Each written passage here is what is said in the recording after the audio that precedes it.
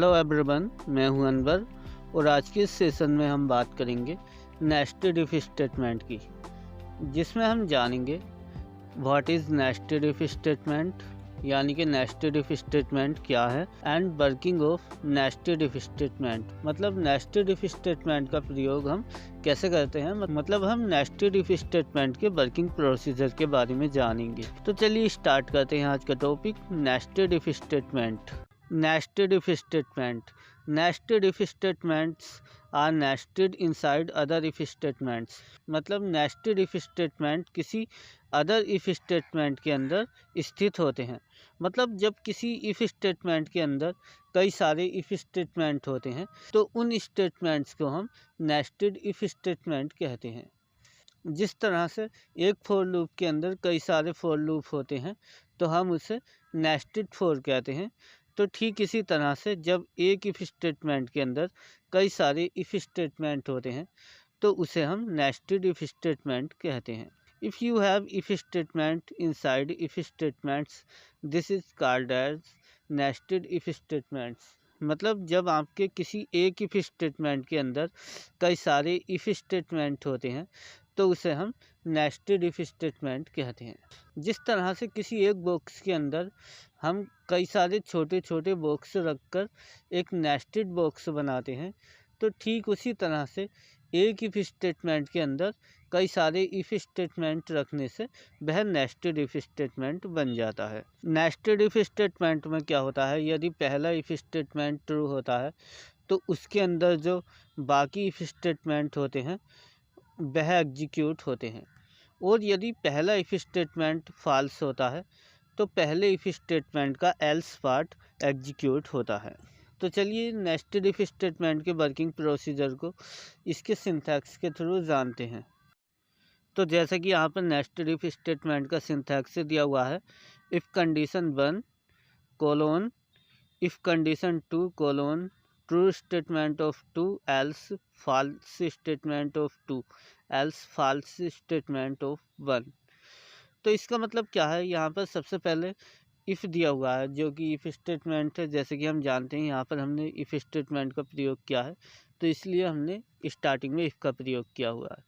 फिर ब्रैकेट में कंडीशन दी हुई है, तो यहाँ पर पहली कंडीशन दी हुई है और कंडीशन के बाद हमें कोलोन लगाना ज़रूरी है। तो जब हम इस प्रोग्राम को बनाने के बाद इसे रन करेंगे तो इंटरप्रेटर सबसे पहले इस कंडीशन को चेक करेगा।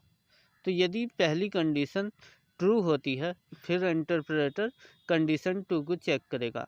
यदि कंडीशन 2 ट्रू होती है तो ट्रू स्टेटमेंट ऑफ 2 एग्जीक्यूट होगा, और यदि कंडीशन 2 फॉल्स होती है तो इसका एल्स पार्ट मतलब फॉल्स स्टेटमेंट ऑफ 2 एग्जीक्यूट होगा, और यदि पहली कंडीशन फॉल्स होती है तो इसका एल्स पार्ट मतलब फॉल्स स्टेटमेंट ऑफ 1 एग्जीक्यूट होगा।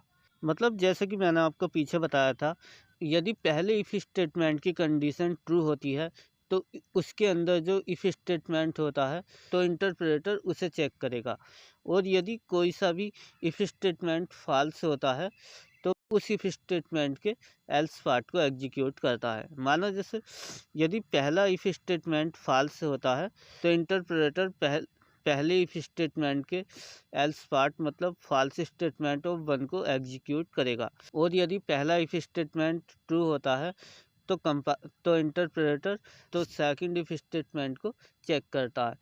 यदि सेकंड इफ स्टेटमेंट फॉल्स होता है तो इंटरप्रेटर इसके एल्स पार्ट मतलब फॉल्स स्टेटमेंट ऑफ 2 को एग्जीक्यूट करेगा। तो हमने इसके सिंथैक्स को भी देख लिया है, अब हम इसके फ्लो चार्ट से इसे और अच्छे से जानेंगे। तो जैसे कि यहाँ पर इसका फ्लो चार्ट दिया हुआ है, सबसे पहले एक्सप्रेशन दिया हुआ है, एक तरफ ट्रू लिखा हुआ है, एक तरफ फॉल्स लिखा हुआ है। तो सबसे पहले हम ट्रू को देखते हैं। तो यदि यह एक्सप्रेशन ट्रू होता है तो यह बॉडी ऑफ इफ़ स्टेटमेंट पर जाएगा, मतलब इफ़ स्टेटमेंट की जो बॉडी होगी, मतलब इफ़ स्टेटमेंट के अंदर जो दूसरे इफ़ स्टेटमेंट लिखे हुए होंगे उन पर जाएगा। सेकंड इफ़ स्टेटमेंट की कंडीशन ट्रू होती है तो यह ट्रू स्टेटमेंट पर जाएगा, यानी कि बॉडी ऑफ इफ स्टेटमेंट पर, और यदि सेकंड कंडीशन फॉल्स होती है तो यह एल्स पार्ट पर जाएगा, मतलब body of nested else part पर, और उसके बाद उसे एग्जीक्यूट कर देगा। और यदि पहला ही एक्सप्रेशन फॉल्स होता है तो यह पहली कंडीशन के या पहले इफ स्टेटमेंट के एल्स पार्ट पर जाएगा, मतलब बॉडी ऑफ एल्स पार्ट पर जाएगा और फिर उसे एग्जीक्यूट कर देगा। तो गाइस हमने नेस्टेड इफ स्टेटमेंट के वर्किंग प्रोसेस को इसके सिंथैक्स और फ्लो चार्ट के थ्रू तो जान लिया है। अब हम एक रियल वर्ल्ड एग्जांपल के थ्रू इसके जानेंगे। तो जैसे कि यहाँ पर प्रोग्राम दिया हुआ है a इक्वल 51, तो यहाँ पर एक वेरिएबल है जिसके अंदर 51 वैल्यू स्टोर की गई है। और उसके बाद फिर इफ स्टेटमेंट का प्रयोग किया है हमने, और इसके अंदर कंडीशन दी हुई है a ग्रेटर दैन और इक्वल टू 20, मतलब a की वैल्यू यदि 20 से बड़ी है या 20 के बराबर है तो यह अगले इफ स्टेटमेंट पर जाएगा। तो जहाँ पर अगला इफ स्टेटमेंट दिया हुआ है इफ़ a लेस दैन 25, तो यहाँ पर सेकंड इफ स्टेटमेंट का प्रयोग हुआ है क्योंकि यह नेस्टेड इफ स्टेटमेंट है। तो इसकी कंडीशन है a लेस दैन 25, मतलब a 25 से छोटा है।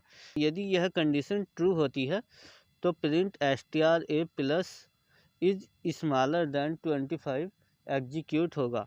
और यदि यह कंडीशन a लेस दैन 25 गलत बैठती है तो इसका else part print str plus is greater than 25 execute होगा। और यदि पहला इफ स्टेटमेंट मतलब इफ़ a ग्रेटर दैन और इक्वल 20 यदि फॉल्स होता है तो इसका एल्स पार्ट मतलब print str a plus is not equal to 20 execute होगा। तो अब हम कंडीशन को चेक करेंगे। तो a की वैल्यू है 51, तो पहले हम पहले इफ स्टेटमेंट की कंडीशन को चेक करेंगे। तो यहाँ पर कंडीशन हो जाएगी 51 ग्रेटर दैन और इक्वल 20। तो यहाँ पर यह कंडीशन ट्रू है क्योंकि 51 20 से बड़ा है। तो हम अगले इफ स्टेटमेंट पर जाएंगे जहाँ पर कंडीशन है 51 लेस दैन 25, यानी कि 51 25 से छोटा है। तो यहाँ पर यह कंडीशन फॉल्स है, तो इसलिए इफ स्टेटमेंट का else part print str a plus is greater than 25 execute होगा। मतलब यहाँ पर आउटपुट आएगा str a, तो a की वैल्यू है, तो a के अंदर क्या वैल्यू स्टोर है 51, तो यहाँ पर हमने इसे स्ट्रिंग के रूप में लिया है। तो यहाँ पर आउटपुट आएगा 51 इज़ ग्रेटर दैन 25, मतलब 51 25 से बड़ा है। तो इसलिए जब हम इस प्रोग्राम को रन करेंगे तो आउटपुट आएगा 51 is greater than 25। So guys I hope अब आप जान गए होंगे कि नेस्टेड इफ स्टेटमेंट क्या होता है और नेस्टेड इफ स्टेटमेंट के वर्किंग प्रोसीजर के बारे में कि नेस्टेड इफ स्टेटमेंट कैसे वर्क करता है। तो गाइज़ आई होप आपके सारे डाउट क्लियर हो गए होंगे। और गाइज़ यदि आपको इनमें से किसी भी टॉपिक पर किसी भी तरह का कोई डाउट है तो कृपया कमेंट बॉक्स में हमसे अपना डाउट शेयर करें। हम जल्द से जल्द आपके डाउट को क्लियर करने की कोशिश करेंगे। और गाइज़ यदि अभी तक आपने चैनल को सब्सक्राइब नहीं किया तो चैनल को सब्सक्राइब कर दें ताकि जब भी हम कोई नई वीडियो अपलोड करें तो उसका नोटिफिकेशन सबसे पहले आपके पास पहुँचे।